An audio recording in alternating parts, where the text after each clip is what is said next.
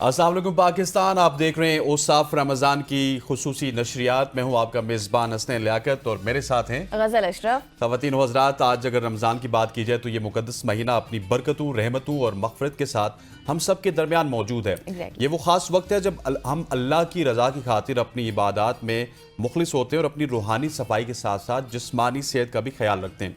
रमज़ान की इन बाबरकत सातों में हर लम्हा अपनी ज़िंदगी की इस्लाह का एक मौका मिलता है और आज हम इस पर बात करेंगे कि कैसे रमज़ान के महीने में सेहत का ख्याल रखा जाए, स्पेशली दांतों की सेहत, दांतों की देखभाल किस तरह से उनका ख्याल रखा जाए। औसाफ रमज़ान में इन तमाम तर इशूज़ के ऊपर आज हम बात करेंगे। आज हम बात करेंगे कि किस तरह से अपनी सेहत के साथ साथ दांतों की सफाई का खास ख्याल रखा जाए। और आज है जी 16वां रोज़ा है और जैसे जैसे वक्त बीत रहा है पता ही नहीं चल रहा किस तरह से वक्त आगे जा रहा है। लेकिन दांतों की सफाई और सेहत का ख्याल रखने के साथ साथ रोज़ाना हम एक ऐसा टॉपिक लेकर आते हैं आपके सामने जो रोज़े से मुंसलिक भी होता है कि रोज़े में आपकी सेहत, आपकी डाइट, आपकी खाने पीने का ख्याल आप किस तरह से रख सकते हैं। ख़ास तौर पर जो आज जिस टॉपिक के ऊपर हम बात करेंगे वो दांतों की सफाई के हवाले से होगा। बहुत शुक्रिया जी, ठीक हो गया। रमज़ान है, हम समझ सकते हैं अफरीदी साहब। डॉक्टर तारिक अकबर साहब हमारे साथ मौजूद है। डॉक्टर साहब, thank you so much for joining us. दांतों की बात की है गज़ल ने और ये एक बड़ा इंपॉर्टेंट सब्जेक्ट है, स्पेशली इन रमज़ान। दांतों की सफाई सुथराई का भी ख्याल रखना चाहिए, लेकिन बहुत ज़्यादा पेन भी होता है जो मरीज़ होते हैं। सबसे पहले तो मैं स्टार्ट यहाँ से करना चाहूँगा गज़ल के अक्सर ना वो इंजेक्शन के ऊपर भी काफ़ी फतवे आ जाते हैं कि इंजेक्शन लगे तो उसके बाद रोज़ा होगा या नहीं होगा। दांतों के कौन कौन से ट्रीटमेंट्स ऐसे हैं जो हम बहालत मतलब रोज़ा वो कर सकते हैं उनको? बिस्मिल्लाहिर्रहमानिर्रहीम, बहुत शुक्रिया। पहले जो हमारे डेंटल की जो ट्रीटमेंट है वो दो हम कैटेगरीज में डिवाइड करते हैं। एक एक्सीडेंटल होते हैं जो कि इमरजेंसी ट्रीटमेंट इसको कहते हैं, और एक होते हैं नॉर्मल ट्रीटमेंट, एस्थेटिक्स ट्रीटमेंट इसको कहते हैं। इमरजेंसी ट्रीटमेंट वही होता है कि वो इमरजेंसी सूरत हाल होते हैं, बंदे को बहुत ज़्यादा पेन है, एब्सेस है या कोई फ्रैक्चर हो गया या कोई एक्सीडेंट वगैरह हो गया, तो ऐसी हालत में ये है कि वो प्रोसीजर्स हम कर सकते हैं क्योंकि वो इमरजेंसी होती है, वो किसी भी हालत में वो हम कर सकते हैं। बाकी ऐसी कोई प्रोसीजर है जिस तरह की वो इमरजेंसी नहीं, नॉर्मल रूटीन में होती, जिस तरह आपने फिलिंग करनी है, आपने ब्लीचिंग करनी है, स्केलिंग करनी है, क्राउन्स लगवाना है, डेंचर लगवाना है, वो इमरजेंसी ट्रीटमेंट नहीं है, वो नॉर्मल है या एस्थेटिक्स है। तो बेहतर यही है कि वही जो प्रोसीजर है इसको अगर हम इफ्तार तक डिले करें या मतलब रमज़ान की बात करें तो बेहतर है।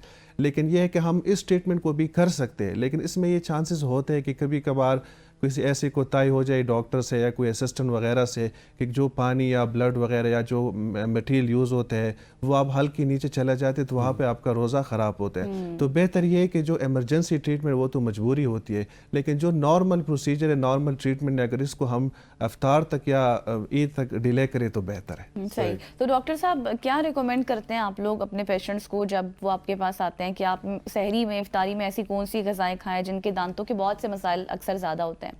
पहले तो यही है कि रमज़ान में कोशिश करें कि सहरी में कम से कम खाना खा लें। हमारा मसला ये होता है कि सहरी में हम इतना ज़्यादा खा लेते हैं कि बस हम देखते इधर बस निहारी है और पाए है, सब चीज़ें खाते हैं। ठीक है, आप वो चीज़ें खाएं, लेकिन मसला ये है कि फिर हमारे पास इतना टाइम नहीं होता कि एंड पे हम ब्रश करें, क्योंकि ज़्यादातर आप लोगों ने देखे होंगे बाहर जाते हैं सहरी के लिए तो वहाँ पर ब्रश वगैरह तो नहीं करते। तो इस वजह से फिर ये है कि दिन के टाइम पे वहाँ से फिर मुंह से बदबू आना, जिसको हम हेलिटोसिस कहते हैं, या इस तरह पेशेंट कहते हैं मुझे स्मेल वगैरह आता है ना, तो बेहतर करे एक तो कम से कम ये चीज़ें इस्तेमाल करें, और स्पेशली जो गार्लिक हो गया या ऑनियन वगैरह इस चीज़ों का इस्तेमाल ना करें, क्योंकि दिन में फिर जाहिर सी बात है आपके इंटरेक्शन लोगों के साथ होते हैं, और अगर आपने ब्रश ना किया हो तो फिर दूसरे इंसान को आपकी वजह से तकलीफ होती है। लेकिन कुछ लोगों का मसला ये है कि ब्रश करने के बाद भी स्मेल का इशू रहता है। जी, नॉर्मली जो जी इसको जो हम कहते हैं मेडिकल टर्म में हेलिटोसिस, बैड स्मेल जिसको कहते हैं, इनकी दो रीज़न होते हैं। जो पहला सबसे बड़ा रीज़न है वो आपकी गैस्ट्रिक इशू की वजह से, ज़्यादातर लोगों को जो मैदे का इशू होता है इस वजह से उनकी जो है ना मुँह से बदबू आती है, स्मेल आते हैं। दूसरा होते हैं नॉर्मल हेलिटोसिस, जो कि हमारी अपनी कोताही की वजह से कि हम ब्रश नहीं करते, हम ब्रश प्रॉपर नहीं करते, ओरल हाइजीन मेंटेन नहीं रखते, माउथ वॉश यूज़ नहीं करते, डेंटल फ्लॉस, तो ये एक और चीज़ है ना। तो जो गैस्ट्रिक वाला होते हैं वो मतलब ये है कि गैस्ट्रो के साथ उसकी रिलेटेड हो, तो दूसरा हमारी वजह से होते हैं। बाकी एक चीज़ मैं ऐड कर दूँ, रमज़ान की अगर हम नॉर्मल स्मेल की बात करें तो जो रोज़ादार की जो मुँह की जो स्मेल है वो तो अल्लाह ताला और उसको पसंद है ना, लेकिन जो हमारे इस तरह कि हम ब्रश वगैरह नहीं करते तो कुछ लोग ये ना समझे कि वो है क्योंकि वो हमारे अपने उसकी वजह से, तो बेहतर ये है कि सहरी में एटलीस्ट हम प्रॉपर ब्रश। डॉक्टर साहब एक आपने जो पॉइंट किया ना सहरी से पहले, जो आप बता रहे थे कि पाए हम खाते हैं और बहुत सारी ऐसी चीज़ें खाते हैं, नॉर्मली मैंने देखा ये है कि जब हम बाहर सहरी नहीं करते या बाहर अफ्तार नहीं करते, अपने घरों में करते हैं, वहाँ पे तो वही ग़िज़ाएं होती हैं जो हम रूटीन में पूरे साल में यूज़ करते हो, तो हमारे मुंह से इतनी स्मेल भी नहीं आती। बिल्कुल, इसमें ये होता है कि हम अगर घर में होते तो हमें ब्रश का टाइम मिलते प्रॉपर, अगर आप ये चीज़ ही खाए, ऐसी नहीं है कि हम उस पर कोई ऐसे रिस्ट्रिक्शन लगाते, आप खाए लेकिन इसके बाद अगर प्रॉपर आप ब्रश करें तो ये है कि हेलिटोसिस का मसला फिर नहीं आता। ठीक हो गया। और ये बताइएगा कि कौन कौन से ऐसे औकात हैं, एक तो सहरी के बाद या अफ्तार के बाद, ये दोनों जगहों पे लाजमी है कि आप ब्रश वगैरह करें? नॉर्मली जो हम ब्रशिंग करते हैं ना, नॉर्मली वो हम मॉर्निंग में करते हैं और सोने से पहले, लेकिन कुछ ऐसे लोग भी हैं जो कि दिन में 3 मरतबा ब्रश करते हैं, उनकी आदत होती है दिन में, तो कम अज़ कम फिर ये है कि रमज़ान में तो किसी दफ़ा जी नहीं कर जी सकते हाँ, ना? तो रमज़ान में बेहतर ये है कि जो दिन वाला टाइम है उसको आप स्किप करें। लेकिन अगर फिर भी कुछ लोग ऐसे होते हैं कि उनकी एक आदत बन जाती है तो वो टूथब्रश के बगैर पेस्ट के बगैर कर सकते हैं। मतलब दिन में ये है कि अगर वो नॉर्मल ब्रश करे लेकिन ये कोशिश करे कि पेस्ट इसमें ना लगाए। अगर दिन को पेस्ट लगाएंगे तो पेस्ट आपके हल्क से नीचे जा सकते हैं, उसमें मुख्तलिफ इंग्रेडिएंट होते हैं, स्वीट्स होते हैं, फ्लोराइड वगैरह होते हैं, तो वो आप उनको एब्जॉर्ब करके आपका जो रोज़ा है वो ख़राब होते हैं। नॉर्मली सहरी में तो आप कर सकते हैं और अफ्तार के बाद तो नॉर्मल जिस सही हो गया। डॉक्टर साहब एक सवाल है, अस्मा कराची से हैं, उनकी अक्ल दाढ़ निकल रही है, दर्द बहुत ज़्यादा है, डॉक्टर्स ये मशवरा देते हैं कि दाढ़ को निकलवा दें लेकिन रोज़ा नहीं छोड़ना चाहती, तो आप क्या तजवीज़ देंगे, क्या मशवरा देंगे कि किस तरह से क्या मेडिसिन लेनी चाहिए? वैसे जो अकलदाड़ का दर्द होते है बड़ा सिवियर होते हैं और ये मैंने पहले स्टार्टिंग में कई इमरजेंसी में आता है ना, तो हमारा जो दीन है वो इजाज़त देते हैं कि आप जो है ना वो बीमारी की हालत में सफ़र में इसी तरह जो अकलदाड़ की जो दर्द होते हैं बड़े सिवियर होते हैं, इसमें एब्सिस वगैरह मुख्तलिफ चीज़ें होते हैं, बेहतर तो ये है कि वो करवा ले, अगर दिन को नहीं तो एटलीस्ट अफ्तार के बाद करवा के फिर जो मेडिकेशन हम देते हैं वो हम सुबह शाम देते हैं, इसमें आपका रोज़ा डिस्टर्ब नहीं होता। लेकिन कुछ लोग ऐसा होते हैं कि हम भी खुद हमारी जो क्लिनिक्स में रमज़ान में जो पेशेंट फ्लो है वो बिल्कुल कम हो जाते हैं, लोग अवॉइड करते हैं ना, तो फिर इसमें यह है कि मुख्तलिफ आप पेन किलर वगैरह ले सकते हैं, लेकिन कोशिश करें कि डोज़ आप ऐसा रख लें कि 2 टाइम हो, क्योंकि हमारे जो पेन किलर और एंटीबायोटिक्स का डोज होते हैं वो कुछ डोज ऐसे होते हैं कि आपको 2 टाइम्स अ डे, कुछ ऐसा हो कि 3 टाइम अ डे। तो रमज़ान में कोशिश करें कि ऐसे एंटीबायोटिक्स पेन किलर इस्तेमाल करें जो सहरी में ले ले और अफ्तारी के बाद ले ले। तो पेन किलर मुख्तलिफ सेनफ्लेक्स के नाम से है, तो मुख्तलिफ किसी भी डॉक्टर को दिखाए, लेकिन बेहतर ये है कि रोज़ाना ये दर्द वगैरह से लेकिन बेहतर उसमें ये है कि मुंह की सूजन भी तो रहती है फिर बहुत ज़्यादा। जी जी, वो ऐसे रहते हैं, लेकिन वो ऐसा होता है अगर आप सहरी में मेडिसिन ले लें तो अफ्तारी तक वो मेडिसिन आपको कंट्रोल कर सकते हो, अगर फिर आप अफ्तारी में ले लें तो सहरी तक, तो इसका एक्सट्रैक्शन बेस्ट हल है, बेशक आप अफ्तारी की बात कर लें। अच्छा डॉक्टर साहब, जो चाय हम पीते हैं, कॉफ़ी पीते हैं, या फिर आजकल एक सुर्ख शरबत जो कि हर घर में बनता है, इनसे भी कुछ दांतों के मसाइल में इजाफा होता है या दांत ख़राब हो सकते हैं? बिल्कुल, रमज़ान में जो हमारी ज़्यादातर पेशेंट्स आते हैं ना वो उनकी यही कंप्लेंट होते हैं कि हमें ठंडा गर्म लगता है। इसकी बड़ी वजह ये होता है कि जब अजान होती है अफ्तारी के टाइम तो सबसे पहले हम शरबत लेते हैं और ऑन द स्पॉट एक हाथ से दूसरे हाथ से हम पकोड़े उठाते हैं ना, तो फिर ये है कि ठंडा गर्म मिक्स हो जाते हैं, तो फिर पेशेंट को सेंसिटिविटी हो जाती है ना, तो कोशिश किया जाए कि दरमियान में थोड़ा सा गैप होना चाहिए, क्योंकि ये चीज़ें तो दस्तरखान में पड़ी है, कहीं और जाना तो नहीं है, तो बेहतर ये कि इनमें गैप हो जाए। तो इशू आता है कि अगर आप चाय वगैरह या ठंडा मिक्स करें तो फिर पेशेंट को सेंसिटिविटी होती है, अगर दरमियान में कुछ गैप आ जाए ना तो बेहतर है, फिर ये मसले नहीं होते। सही, यहाँ पर वक्त हो गया हमारी ब्रेक का। डॉक्टर साहब आपका बहुत शुक्रिया, थैंक यू सो मच। हो जाने का डॉक्टर साहब हमारे साथ मौजूद हैं और वक्त हुआ चाहता है एक शॉर्ट सी कमर्शियल ब्रेक का, ब्रेक लेते हैं, वापस आते हैं। Stay welcome back after the break. और हम आज बात कर रहे हैं उसाफ़े रमज़ान की खुसूसी नशरियात में दांतों के मसाइल के हवाले से और उनके हल के हवाले से, लेकिन इसके साथ साथ डॉक्टर साहब तो हमारे साथ मौजूद है, एक खूबसूरत गेस्ट ने हमें ज्वाइन कर लिया है, समन नसीर ने। बहुत शुक्रिया समन आपका भी, और जाते जाते आपसे नात भी सुनेंगे। डॉक्टर साहब, हमने बहुत बात कर ली कि क्या खाएँ, किस तरह से खाएँ, क्या कुछ अवॉइड करना चाहिए, लेकिन मेरा सवाल आपसे ये है कि दांतों की सफाई का जो सही तरीका है वो है क्या? एक तो हम ब्रश ठीक है, इट्स ओके, इसके अलावा भी क्या होना चाहिए? मिसवाक कुछ लोग इस्तेमाल करते हैं, कुछ लोग जो माउथ वॉश होते हैं वो यूज़ करते हैं, तो सही तरीका क्या है? आप लोग क्या रिकमेंड करते हैं अपने पेशेंट्स को? पहले तो ये कि सफाई निस्फ़ ईमान है, एग्जैक्टली, वो हमें करनी चाहिए, वो मिसवाक से हो, ब्रश से हो, कोई हो, ज़रूरी नहीं है हमारा कि हम सिर्फ मिसवाक को पकड़े या टूथब्रश को। बेहतर ये है कि हम सबसे पहले तो ये है कि टूथब्रश हम करें 2 टाइम्स कर ले एटलीस्ट। दूसरा है कि जो ब्रश का ड्यूरेशन है वो 3 to 5 मिनट्स होना चाहिए, ये नहीं है कि बस 5 सेकंड हमने ब्रश करके वो ख़त्म किया, ये बिल्कुल गलत है। 5 मिनट से ज़्यादा वो भी नुकसानदेह, अगर 3 मिनट से कम है वो भी नुकसानदेह। मतलब almost 3 minute 3 to 5 minutes of duration इसके दौरान। दूसरा ये कि जो ज़रूरी चीज़ है, ब्रश को हमें 2 महीने बाद चेंज करना पड़ेगा। हमारा ब्रश जब तक बिल्कुल एंड पे ख़त्म नहीं होते तो हम चेंज नहीं करते, सही, क्योंकि वो तीसरे ये कि ब्रश जो है ना ये बिल्कुल ज़रूरी है और ब्रशिंग टेक्निक प्रॉपर होना चाहिए। ये जो सामने वाले दांत है, सिर्फ ये नहीं कि हमने सामने वाले की, पीछे वाले दांत भी हमारे, और पीछे वाले किस तरह वहाँ तक ब्रश किस तरह पहुँचाएं? इसकी मुख्तलिफ रीज़न होते हैं। सबसे पहले ये है कि अगर हम सामने वाले दांतों को करेंगे वो तो होंगे, पीछे वाले दांत को ये मसला होता है, स्पेशली जो हमारे ज़्यादातर लोग की कैलकुलस ब्लॉक होते हैं, जहाँ पे काना वगैरह वो लिंगुअल साइड पे होते हैं, क्योंकि हम इस तरह ब्रश नहीं करते, या तालू की साइड पे, ठीक है। इसके अलावा हमें एंगल का पता नहीं, हमने एटलीस्ट इस तरह कि 45 एंगल्स पे हमने दांत उस पर रखना होते कि एटलीस्ट हम एक स्ट्रोक दे तो 2 दांतों को साफ करें। ये नहीं है कि इसी तरह जल्दी कर लिया। इसके बाद ज़बान का भी ब्रश होना ज़रूरी है। आपने आजकल देखे कि एक टूथब्रश की, लेकिन ब्रश में भी बहुत सारे टाइप्स होती हैं, तो बेहतर ये है कि हम सॉफ्ट ब्रश को यूज़ करें या मीडियम को। जो हार्ड ब्रश इस तरह होते हैं, हम तो सफाई करते हैं लेकिन हम अपने गम्स को भी ख़राब करते हैं। इसके अलावा ये है कि सिर्फ हम ब्रश पे रिलाई ना करें, डेंटल फ्लॉस जो होते हैं वो भी हम करें, क्योंकि कुछ लोग ऐसे होते हैं कि उनके जो गम्स होते हैं वो बहुत डीप हो जाते हैं, वहाँ पे पॉकेट्स बन जाते हैं, स्पेस खलाई बन जाती है, तो वहाँ पर हमारा जो ब्रश है वो एक स्पेसिफिक एरिया से आगे नहीं जाता। जाहिर से बात है, खाना तो नीचे फंसा हुआ है, तो बेहतर है कि हम ब्रश करें और साथ में डेंटल फ्लॉस करें। डेंटल फ्लॉस का तरीका भी सही होना चाहिए, ना हो कि हम अपने गम्स को इरिटेट कर लें। तीसरे हमारे पास ये है कि मिसवाक तो बहुत ज़रूरी है, वो साथ साथ करें। जहाँ तक माउथ वाश की आप लोगों ने बात की, तो माउथ वाश करनी चाहिए लेकिन उसकी आदत नहीं बनानी चाहिए, क्योंकि माउथ वाश ये है कि वो बेनिफिशियल जो बैक्टीरिया होते हैं एक स्पेसिफिक टाइम के बाद उसको भी वो डिस्ट्रॉय कर लेते हैं। अच्छा। तो माउथ वाश तो एक ये है कि कुछ लोग आपने देखा हो कि डायरेक्टली बॉटल से करके वो करते हैं, पानी में मिक्स करना चाहिए, ठीक, डाइल्यूट होना चाहिए। दूसरा है कि माउथ वाश आपने 15 दिन के लिए इस्तेमाल किया तो फिर एटलीस्ट 1 वीक या 2 वीक्स उसमें गैप होना चाहिए, क्योंकि अगर हम रेगुलर करेंगे तो आपके जो मुंह का स्मेल है उसको भी ख़राब करते हैं, बेनिफिशियल बैक्टीरिया उसको भी करते हैं। तो कोशिश करें कि हम जितनी भी तरीके, वो ब्रश हो गया, डेंटल फ्लॉस हो गया, माउथ वाश हो गया, या सानिक इरिगेटर्स वगैरह इस तरह के डिवाइस भी आते हैं वो करके, लेकिन मकसद ये है कि सफाई करें। डॉक्टर साहब ये बताइएगा कि हम एक सोसाइटी में रहते हैं जहाँ पे एक्सट्रीमिस्ट क्या कहते होते हैं कि माइंड सेट के लोग ज़्यादा होते हैं ना, और कुछ होते हैं जो धीमे माइंड सेट के होते हैं, कुछ ब्रश वाले होते हैं और कुछ कहते हैं नहीं हम तो पुराने ज़माने वाले काम करेंगे जो कि मिसवाक वाला है। अब लेट्स सपोज एक शख्स मिसवाक कर रहा है और वो मिसवाक ही करता रहा सारी ज़िंदगी, और एक शख्स ब्रश कर रहा है और ब्रश ही कर रहा है, तो दोनों का गुजारा हो जाएगा?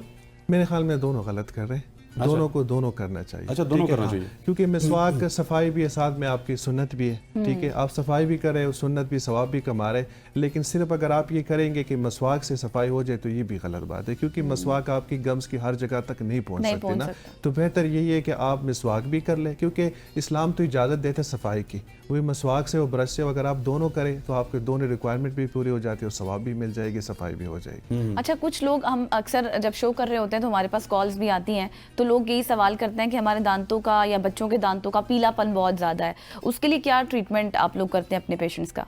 पहले तो ये है कि दांतों की मुख्तलिफ शेड्स होते हैं, अल्लाह ताला ने मुख्तलिफ शेड्स पैदा किया हुए, तकरीबन अगर हम कहेंगे तो 9 शेड है। ये ए से स्टार्ट होते हैं, A1, A1.5, A2, A3 इस तरह। जो सबसे वाइट होते हैं वो A1 होते हैं। एक तो ये है कि अगर किसी की फॉर एग्जांपल A3 शेड है, थोड़ा सा येलोविश है, और वो A1 वाले के साथ कंपेयर करेंगे और कहेंगे कि मुझे ये चाहिए, तो फिर हमें डेंटल प्रोसीजर करनी चाहिए। हाँ, लेकिन ज़्यादातर लोग की जो नॉर्मल शेड होती है, जिसका हम A2 होते हैं, जो नॉर्मल ज़्यादातर पेशेंट के होते हैं, लेकिन फिर ये है कि प्रॉपर हम ब्रश नहीं करते, ओरल हाइजीन को मेंटेन नहीं रखते, तो हमारे जो दांतों का कलर है वो चेंज हो जाते हैं। स्पेशली बच्चों में जो फीडर वगैरह लेते हैं उनकी वजह से होती है, या एंटीबायोटिक्स लेते हैं, या कोई मल्टीविटामिन। जो उनसे बड़े बच्चे होते हैं वो भी सर बहुत ज्यादा चॉकलेट्स वगैरह और प्रॉपर आपने ज़्यादातर बच्चों के देखा होगा। आज हम तो फिर ये है कि डेंटिस्ट को बहुत पैसे देते हैं, डॉक्टरों को, लेकिन ये है कि बेड में जाके कोई पेरेंट्स अपने बच्चों को चॉकलेट्स कहते, ये नहीं कहते कि जाके आप ब्रश करवा लें ना। तो मैं यही कहूँगा कि एटलीस्ट आप अगर ब्रश वगैरह करें तो फिर आपको डेंटिस्ट जाने की ज़रूरत नहीं होगी।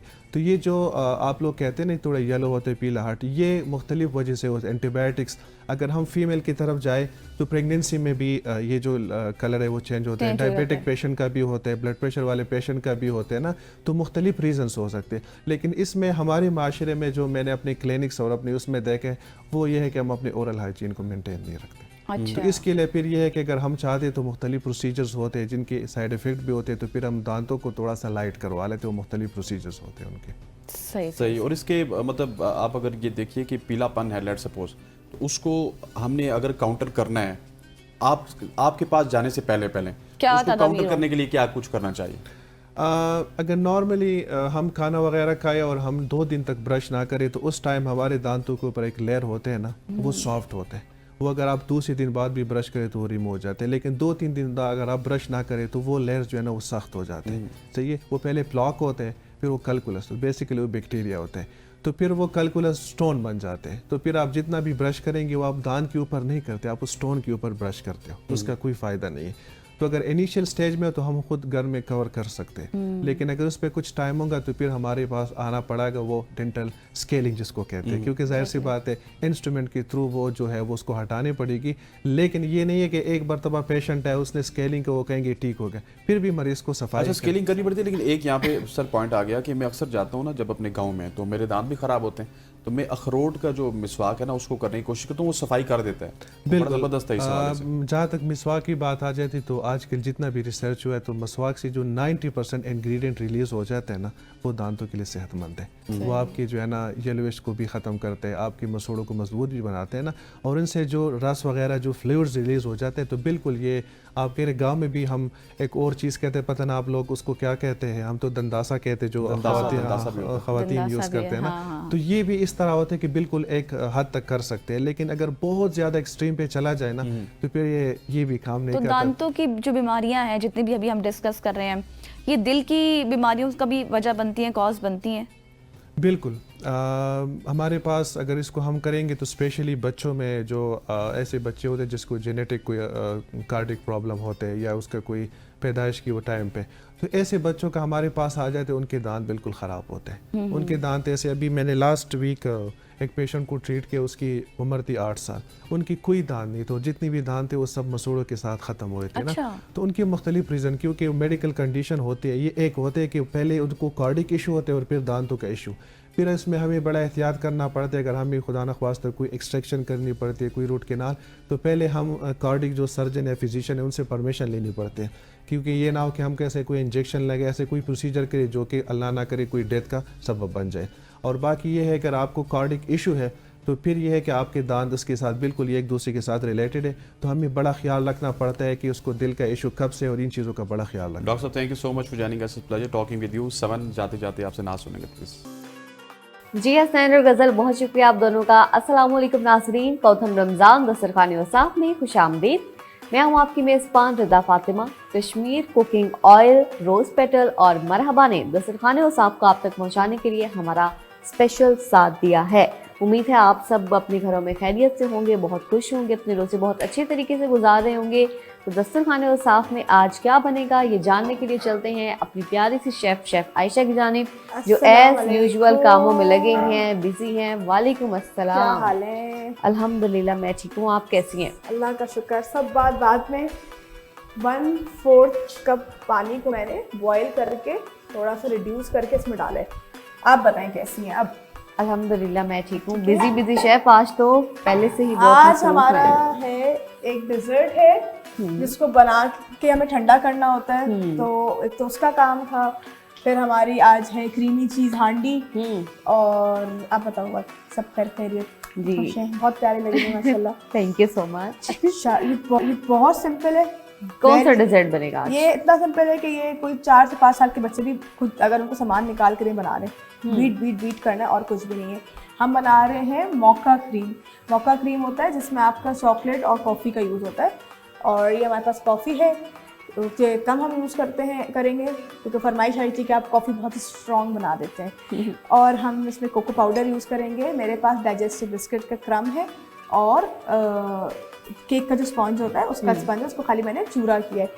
देन मेरे पास, अच्छा सबसे पहले तो ना देखें, और ये क्या और ये मेरे पास है कंडेंस मिल्क का एक जो छोटा वाला मीडियम वाला जो टिन होता है वो, और एक वेपरेटेड मिल्क का टिन है, और एक मेरे पास 200 ग्राम वाली वो ब्राउन वाली क्रीम जो हमेशा हम यूज़ करते आ रहे हैं वो है। अच्छा जी, ये ना इसके अंदर ना मैंने तकरीबन 2 टेबल स्पून ये डालना है गर्म पानी में, कोको पाउडर और इंस्टेंट कॉफ़ी 1 टेबल स्पून, यानी कि 2 साशे। ठीक है, ये डाल के मैंने इसको ना ज़रा सा करना है अच्छा सा मिक्स ताकि ये अच्छे से मिक्स होए और इसके अंदर डिज़ोल्व होना ज़रूरी, क्योंकि इसको डायरेक्ट उसमें हम डालेंगे ना तो वो बैठ जाएगा। ठीक है, इसको ना एक ही मिक्सर बना के आपने रख लिया। ठीक है, ये मिक्सर आपने बना के इसको रख लिया। अभी से ही खुशबू आना शुरू हो गई है। 200 ग्राम्स मैंने, सॉरी आपकी बात काटी, क्रीम डालेंगे क्योंकि मेरे पास टाइम बहुत शॉर्ट है। आज दोनों तरह लेंथी रेसिपी, क्योंकि जब ड्रिंक हो तो जल्दी जल्दी हो जाता है काम। हांडी की तो झटपट है, हांडी की तो बहुत झटपट रेसिपी है हमारी। अच्छा जनाब, ये हो गया, ये क्रीम इसमें डाल दी आपने 200 ग्राम। इसको प्लस माइनस नहीं करिएगा, इसको यहाँ रखते हैं, अपना बीटर ऑन करते हैं और अच्छा आयशा, बीटर ना हो अगर किसी के पास तो वो हाथ से कर लें, हाथ से भी कर सकते हैं, लेकिन बीटर अमूमन होता है और होना अब तो जब बेकिंग का शौक इतना है लोगों को होता ही है। ये तो सिंपल वाला है, वो वाला तो है भी नहीं, स्टाइल वाला जो होता है।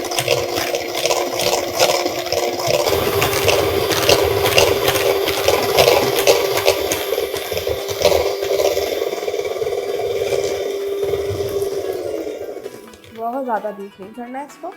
इस स्टेज पे आप डाल देंगे इवेपोरेटेड मिल्क। अच्छा जब ये बनेगा ना तो आपको बड़ा पतला सा लगेगा इसकी कंसिस्टेंसी, और वो होगी भी। जब ये फ्रिज से निकलेगा तो आपको ये मज़ा देगा।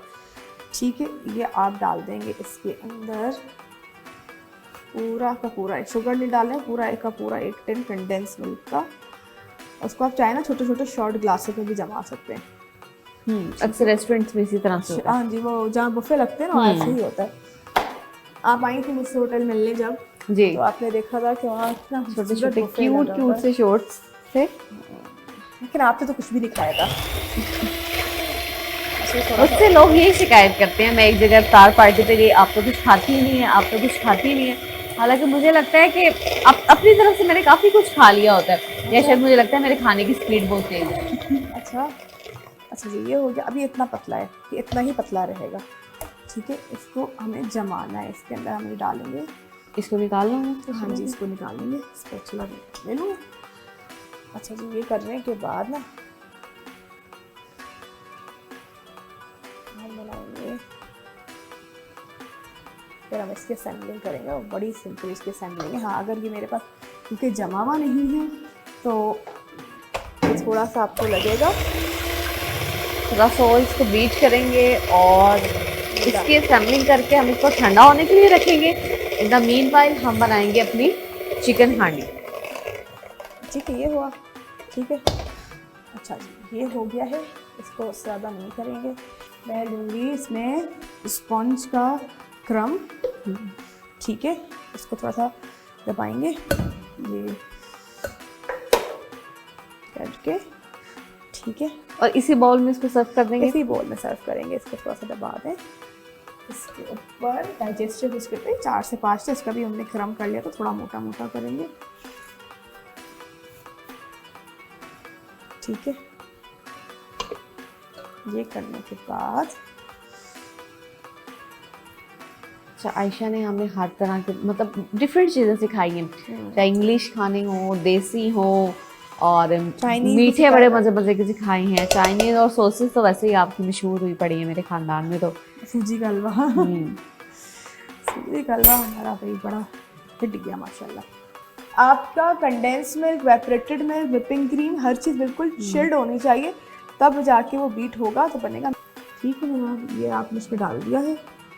अब इसको आप फर्दर व्हिपिंग क्रीम से सजाएं, कॉफ़ी से सजाएं, चॉकलेट सॉस से सजाएं, स्ट्रॉबेरीज लगा दें, आपको जो मर्जी अच्छा लगे आप वो उसके ऊपर ऐड कर सकते हैं। इसको अभी हम ठंडा होने के लिए रखेंगे इसको आयशा। फ्रीजर में रखना पड़ेगा हमें। इसको फ्रीजर में रखेंगे। टाइम है नहीं फ्रिज वाला, इसको हम रखेंगे फ्रीजर में। ये हमारी डेजर्ट आज की रेडी है। अच्छा जी, अब हम बनाएंगे हमारी चीज़ क्रीम हांडी। उसके लिए हमने बोनलेस चिकन के क्यूब्स कट करवा लिए हैं। आधा किलो तकरीबन हमारे पास है बोनलेस चिकन ब्रेस्ट के क्यूब। उसके साथ है हमारे पास Kashmir cooking oil, green chili, mozzarella cheese, butter, whole chili, salt, black pepper, थोड़ा सा butter chicken masala, ginger garlic का पेस्ट, और ये बड़े खूबसूरत से कैप्सिकम और बेल पेपर्स। ये भी हमेशा की जना आज चाइना से कटवाए हमने। हाँ, अच्छा, चाइना की इक्वेशन देखें क्या, मतलब एक तो कटिंग खूबसूरत है और बिल्कुल बराबर बराबर। जी चाइना आपकी बात हो रही है यहाँ पे। 1/4 कप हम इसमें डालेंगे ऑयल। अच्छा इसमें मिल्क भी यूज करेंगे। सबसे पहले आप मुझे देंगी ginger paste, garlic paste, chicken, उसके बाद जो जो मैं आपसे मांगूंगी वो सब कुछ। चिकन आ गया हमारे पास। अच्छा यहाँ जी ये हमने डालना है इसके अंदर 1 टेबल स्पून जितना जिंजर पेस्ट। साथ साथ आप इसमें डाल देंगे चिकन ताकि इसके पर चिकन कितना लिया आपने? आधा किलो चिकन की चिकन लिए हैं और इसके अंदर हम डालेंगे 1 ऑयल के टेबल छींटे उड़कर आ रहे हैं। Careful, be careful Ayesha. नहीं हम तो वैसे आप तो यूज्ड टू हैं। लेकिन ना ये जाहिर है यहाँ पे और उसमें हमारे किचन में बहुत बहुत डिफरेंट होता है। अच्छा ये करने के बाद ना इसके बाद मैंने ये किया, बड़ा सिंपल है, हल्का हल्का हल्का सौटे करेंगे। सौटे करने के बाद इसको शुरू में ही डाल देंगे हम 4 से 5 ही गोल वाली मिर्च डाल देंगे, साबुत मिर्च। हाँ जी। और क्रीम डलेगी, इसमें बटर डलेगा। थोड़ी रिच है जो तो लोग खा सकते हैं, थोड़ी हैवी है वो खाएं, जिनको है तो वो कोई भी चीज़ इसमें से प्लस माइनस कर सकते हैं। ये करने के बाद आपने इसको सौटे किया। सौटे करने के बाद हम इसमें डालेंगे, सॉरी आपको लगा,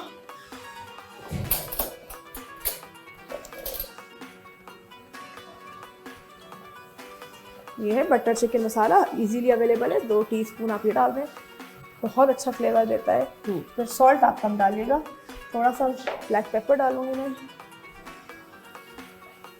थोड़ा सा सॉल्ट क्योंकि हम क्रीम डालेंगे, मोज़रेला चीज़ डालेंगे। हाँ वो ऑलरेडी अच्छा, सॉल्टी होती है, इसलिए इसमें नमक का डालेंगे खास तौर पर 1 ध्यान टेबल रखना है। Spoon butter. ये आप सारी चीज़ें एक साथ भी डाल के ना आप हल्की आंच पे छोड़ में बन जाएगी हांडी आपकी। ये हो गया। इसके बाद अब आप इसमें डालेंगे, हम आखिर में डालेंगे ग्रीन चिलीज डाल देते हैं। खूबसूरत सी ग्रीन चिलीज भी बारीक कटी हुई है, ये किया। इसके बाद हमने इसके अंदर डालेंगे और थोड़ा सा अभी डाल देंगे कैप्सिकम। अच्छा इसमें अनियन और कैप्सिकम की क्यूब्स डालते हैं, मेरे पास बेल पेपर भी था मैंने डाल दिया, ठीक है। ये डाल देंगे, इसको फटाफट से भूनेंगे। आप बस आयशा मुझसे पूछ रही थी कि आपको किस चीज़ का शौक है, चीज़ें जैसे होती हैं लड़कियों की चीज़ें, तो मुझे तो परफ्यूम्स, तरह तरह के परफ्यूम्स खरीदने का बहुत शौक है। मुझे स्किन केयर और परफ्यूम का शौक है। अच्छा इसमें मैंने डाला है आधा लीटर दूध, आधा किलो चिकन में आधा लीटर दूध करके आप इसको करेंगे mix mix mix mix mix mix mix. चलिए आपका अच्छा सा मिक्स हो जाएगा। अभी तो ये काफ़ी पतला लग रहा है।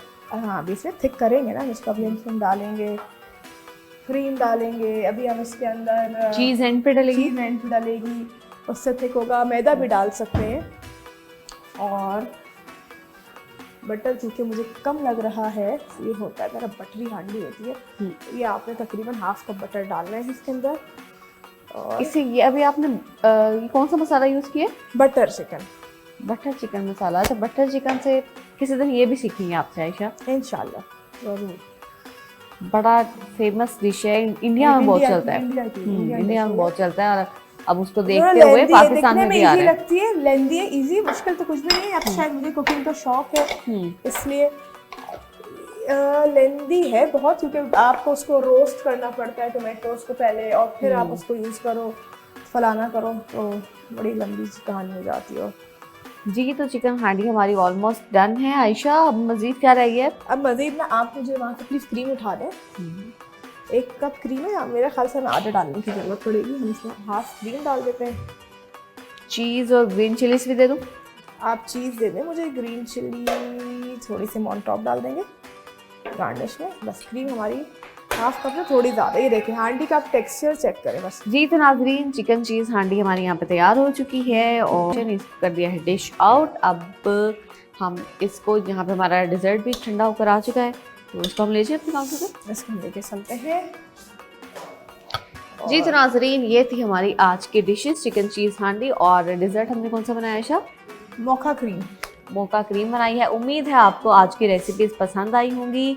इसी के साथ ही रमज़ान दस्तरखाने उसाफ से आज के लिए इतना ही। अपना बहुत सारा ख्याल रखिए और मुझे अपनी मेज़बान रिदा फातिमा और शेफ आयशा को दें इजाज़त, और मौका मिले तो मौका ज़रूर बनाएं। ज़रूर। अल्लाह हाफिज़। हम बैक और अब हम चलते हैं जी। वैसे तो हम करते रहते हैं, इफ्तारी की बात भी करते रहते हैं, देखते भी रहते हैं क्या कुछ बन रहा है, खा भी लेते हैं, लेकिन सहरी पे हम थोड़ी सी कम बात करते हैं। तो मेरे ख्याल हम सहरी पे मेरा ख्याल है कि उसका नाम क्या है कि हम जाते कम है, इस वजह से बात कम होती है। लेकिन आजकल जो रावलपिंडी, इस्लामाबाद, लाहौर, कराची में सहरी का भी उसी तरह का रुझान हमें देखने को मिलता है जिस तरह का रुझान अफ्तार का होता था। पहले लोग आपको बुलाते थे, जी आइए हम आपको इफ्तार करवाते हैं। अब लोग कॉल करते हैं, अस्सलाम वालेकुम, कैसे हैं, आइए आपको सहरी करवाते हैं। तो सहरी और अफ्तार अब साथ साथ चल रहे हैं और इसमें बहुत सारी नई डिशेस भी आ चुकी हैं। जो नई डिशेस हम कोशिश करते हैं कि आप तक पहुंचाएं और आपको बताएं कि ये नई डिशेस आप अपने घरों में किस तरह से। लेकिन जो फेनिया है ना, उसका ट्रेंड पुराना है। फेनिया जो लोग खाते हैं वो कुछ लोग दूध के साथ पुराना तो है, लेकिन गजल अब हम भूल चुके हैं ना। हाँ, अब भूल चुके हैं, लेकिन जो लोग पुराने लोग हैं वो मॉडर्न होते जा रहे हैं। एग्जैक्टली, लेकिन कुछ लोग दूध के साथ इनको इस्तेमाल करते हैं, कुछ लोग चाय के साथ करते हैं। पर्सनली अगर मैं अपनी बात करूं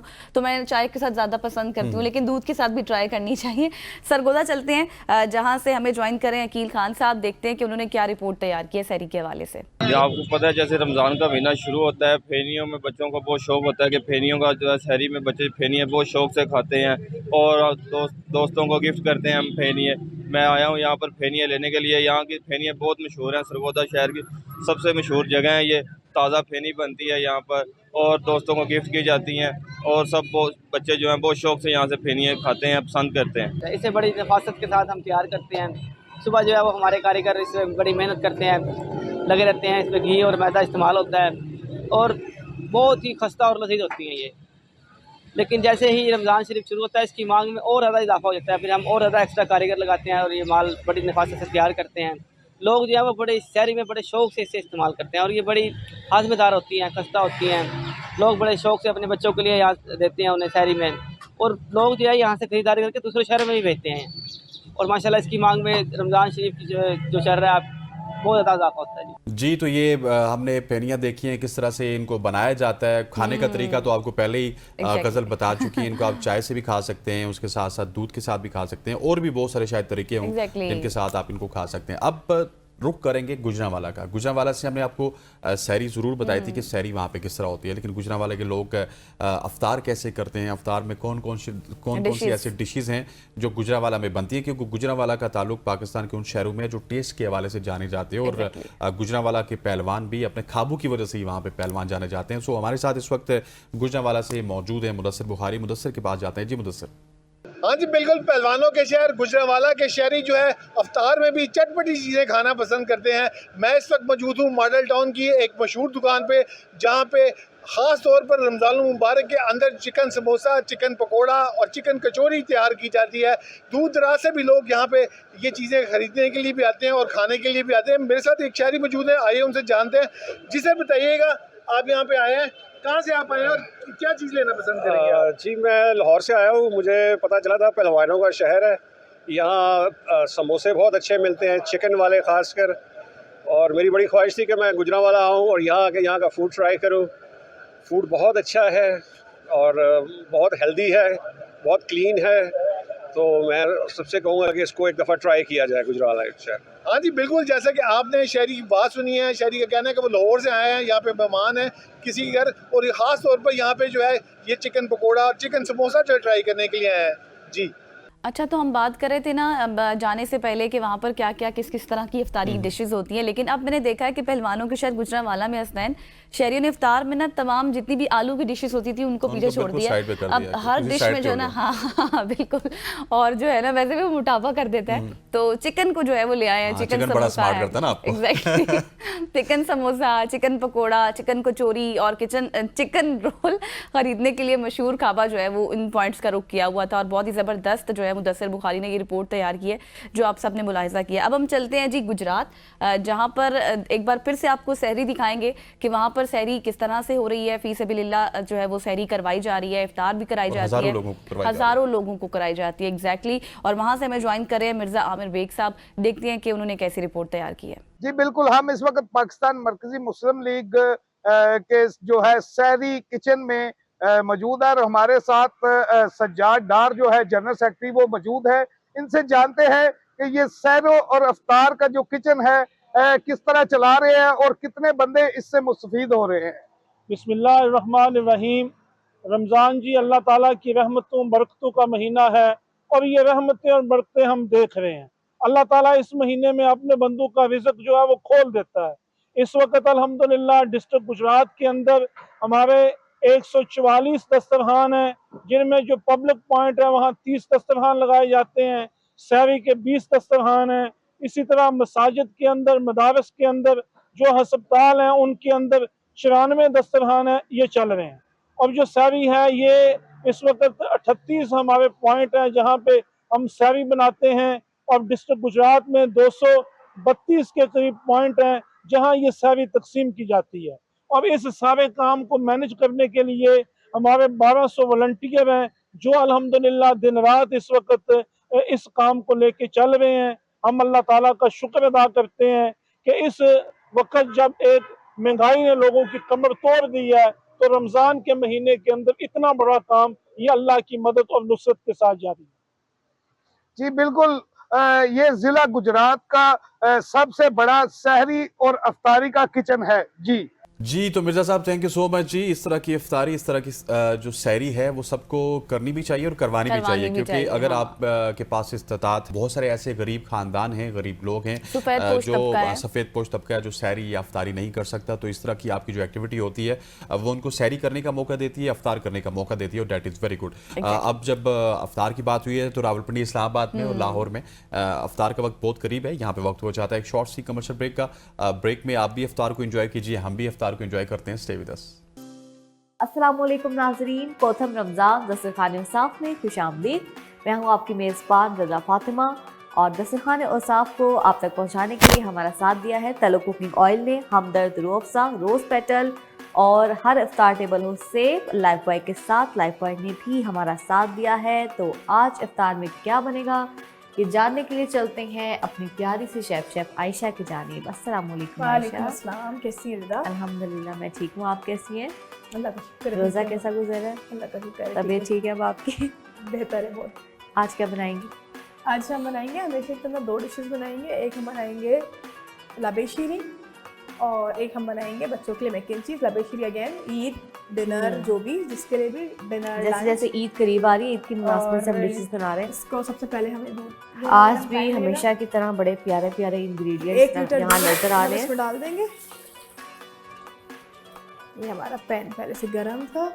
1 लीटर दूध डालने के बाद मैं आपको बाकी के इंग्रेडिएंट्स बता देती हूँ। बाकी के इंग्रेडिएंट्स में हमारे पास है 1 cup sugar, 1 cup vermicelli, custard powder हम 2 टेबल स्पून यूज़ करेंगे, जेलीज़ हैं, ये हैं नट्स हैं, और ये विपिंग क्रीम। ऐसा विपिंग क्रीम को सबसे पहले हमने थोड़ा सा हाथ से ही विप करना है, बहुत ज़्यादा नहीं, रूह अफ़ज़ा डाल के, ठीक है, क्योंकि लबेशीरी की जान ही है रूह अफ़ज़ा। रूह अफ़ज़ा तो वैसे भी हर इफ्तार टेबल की जान है, और हम हमेशा से देखते आ रहे हैं अपने बचपन से। इसके बगैर तो रमज़ान अधूरा ही लगता है। बिल्कुल अधूरा लगता है। और रूह अफ़ज़ा के साथ ना हमने एक बेज़ल लेमनेड बनाना है, इंशाल्लाह वो भी किसी दिन आपको बनाना सिखाएंगे, ठीक है। ये हो गया है। इसके अंदर हम डालेंगे, अभी इसकी क्वांटिटी कितनी ली है? 1 कप, 1 कप से चल रहे हैं आज हम, ठीक है। ये आपने डाल दिया इसके अंदर 2 से 3 टेबल स्पून। हम शुगर भी कम डालेंगे, रूह अफ़ज़ा, ठीक है। ये आपका फेवरेट काम है, इसको आप करेंगी। थोड़ा सा मैं करके बता दूँ, तेज आपने मिक्स करना है। ये कलर जो है ना ज़बरदस्त है, इसको आपने मिक्स करना। अभी आपको तेज लग रहा है, जब इसमें ये कस्टर्ड का सारा मिक्स जाएगा तो ये खुद ही हो जाएगा। इसको आप करें जब तक मिक्स करें। मैं इसमें बना लेती हूँ अपना कस्टर्ड का स्लरी। स्लरी कहते हैं जो कॉर्नफ्लावर और दूध को, कॉर्नफ्लावर और पानी को जो मिक्स करके एक मिक्सर बनाते हैं उसको स्लरी कहा जाता है।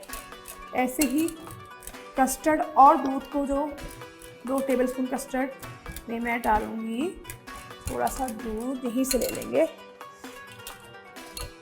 1/4 कप जितना मैं दूध लूँगी, क्योंकि मैंने सारा उसमें डाल दिया था। और इसकी थिक सी हम स्लरी बनाएंगे, और फिर कस्टर्ड को हम करेंगे थिक। अच्छा, इतनी देर में मैं ये बना रही हूँ। अगर आप इसको मिक्स करें तो आप ये इसको तो मिक्स करें, मिक्स है। उसको बाद में भी विप कर सकते हैं। ये हो गया हमारा वनीला कस्टर्ड पाउडर। आप बनाना भी यूज़ कर सकते हैं, तो बहुत से लोग बनाना कस्टर्ड से ही लबे शीरी बनाते हैं। शुगर ही बहुत ज़्यादा है, मैं इसकी आधी लूँगी क्योंकि मुझे रूह अफ़ज़ा का भी इसमें इस्तेमाल करना है। ठीक है, ये आपने कर दिया। शुगर इसमें डिज़ोल्व होगी और शुगर के साथ साथ मैं नहीं अभी नहीं डालना है आपने, 1 कप हम इसमें डालेंगे ये वर्मेसिली कलर वाली, कलरफुल वर्मेसिली डाल के आपने इसको करना है बहुत अच्छे से कुक। जब ये कुक हो जाए, अच्छा इसको जो है आप कस्टर्ड पाउडर खाओ, जो चीज़ें यूज़ हो गई है उसको अच्छा, मेरी चाची हैं वो बहुत अच्छा लबी शीरी बनाती हैं।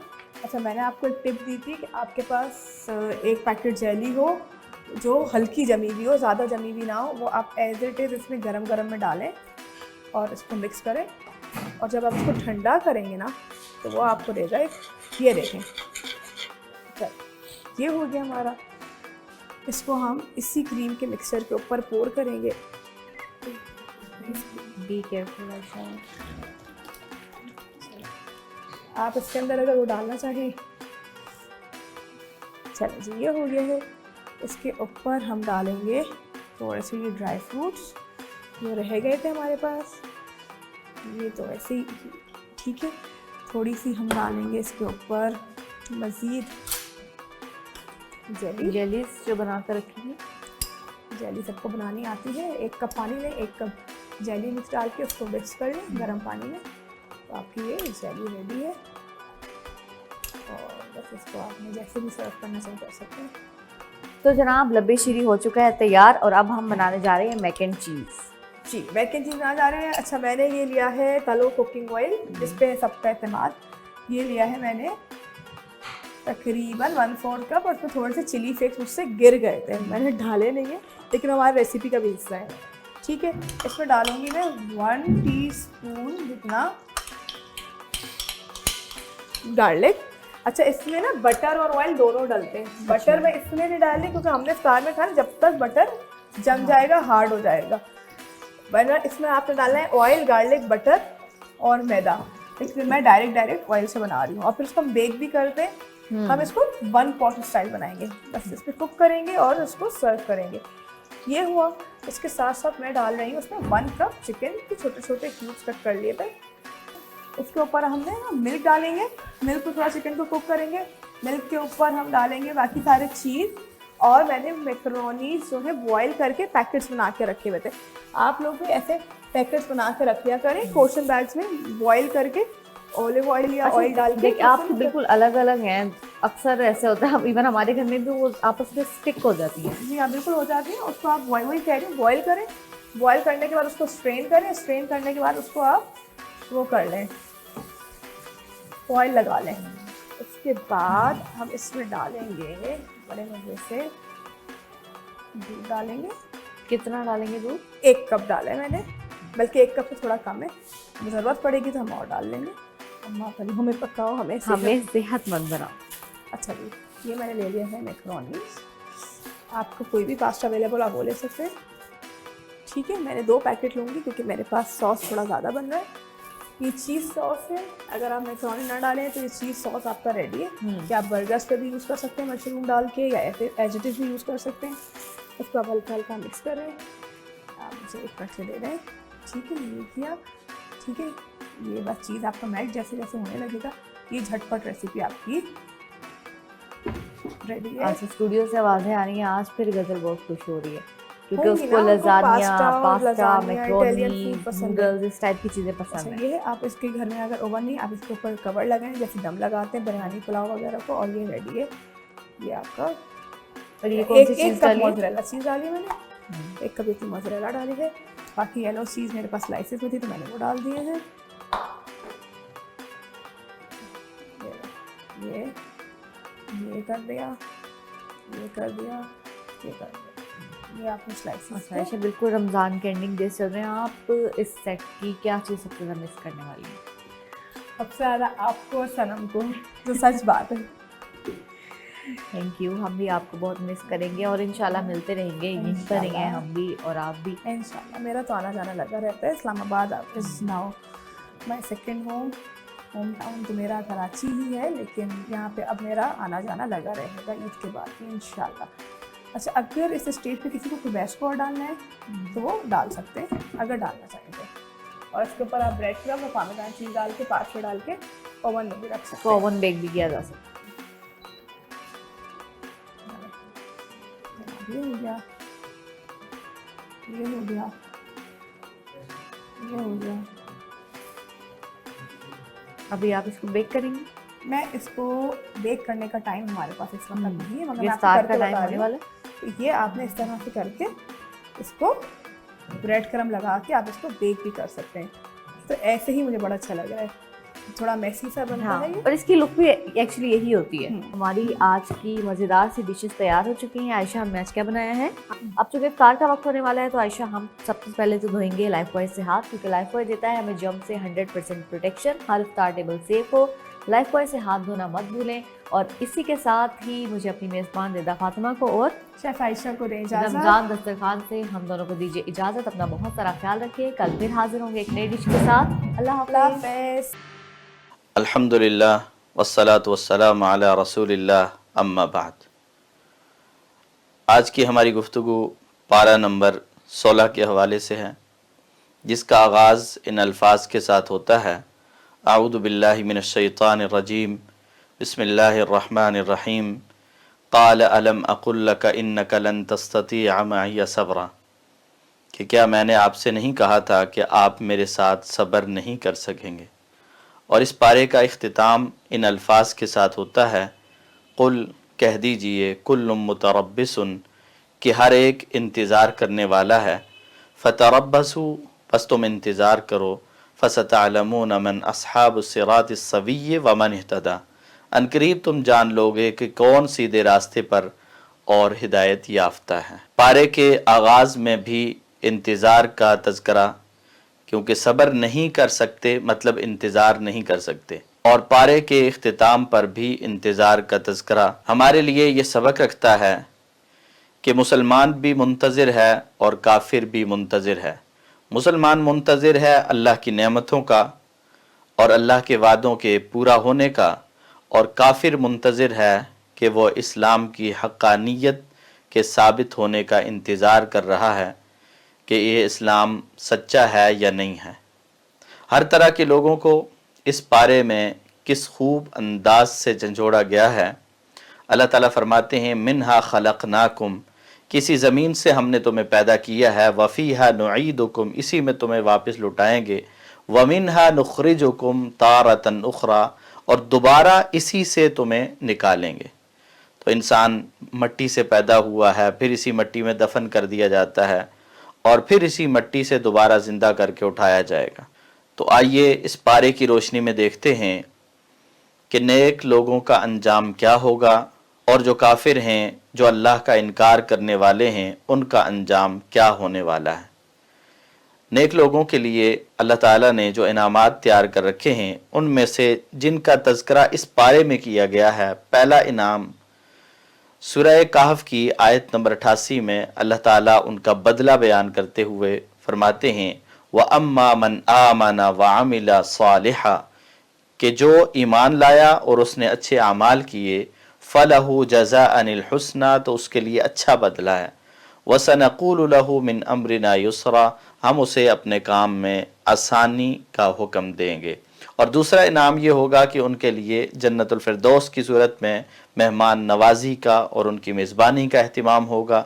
सूरह कहफ की आयत नंबर 107 में अल्लाह रब्बुल आलमीन इरशाद फरमाते हैं, इन्नल्लज़ीना आमनू व अमिलुस्सालिहात, कि बेशक वो लोग जो ईमान लाए और उन्होंने अच्छे आमाल किए, कानत लहुम जन्नातुल फिरदौस नुज़ुला, तो उनके लिए जन्नतुल फिरदौस बतौर मेहमानी तैयार कर रखी गई है, तो उन्हें जन्नतुल फिरदौस मिलने वाली है। और तीसरा इनाम उनके लिए ये है कि उन्हें जन्नत में हमेशा की ज़िंदगी मिलने वाली है, वो हमेशा हमेशा जन्नत में रहेंगे। सूरह कहफ की आयत नंबर 108 में अल्लाह रब्बुल आलमीन फरमाते हैं, खालिदीन फ़ीहा ला यबगून अन्हा हिवला, कि वो उसमें हमेशा रहेंगे और वो वहाँ से मुंतकिल नहीं होना चाहेंगे, अपनी जगह को तब्दील नहीं करना चाहेंगे। दुनिया में इंसान एक जगह रहता है, वहाँ से इरादा बनता है, किसी दूसरी जगह मुंतकिल हो जाता है, उससे बेहतर कोई ऑप्शन तलाश कर लेता है। लेकिन जन्नतुल फिरदौस जिसको मिल गई तो ये बेहतरीन जगह जिसको मिलेगी